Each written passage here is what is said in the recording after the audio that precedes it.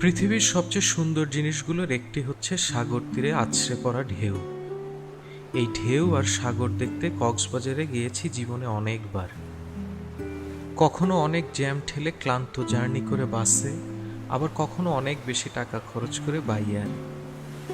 কিন্তু ঢাকা থেকে কক্সবাজার ট্রেন চালু হয়, এবারই প্রথম ট্রেনে করে কক্সবাজার যাচ্ছি।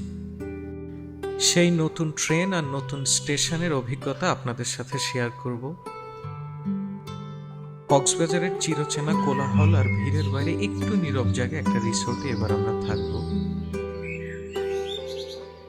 সেই এক্সপিরিয়েন্স থেকে সেখানে থাকার ভালো আর মন্দ দিকগুলো তুলে ধরবো আপনাদের সামনে। তবে চলুন আরও একবার একসাথে সমুদ্র ছুঁয়ে দেখি, আরও একবার নতুন করে ঘুরে আসি কক্সবাজার।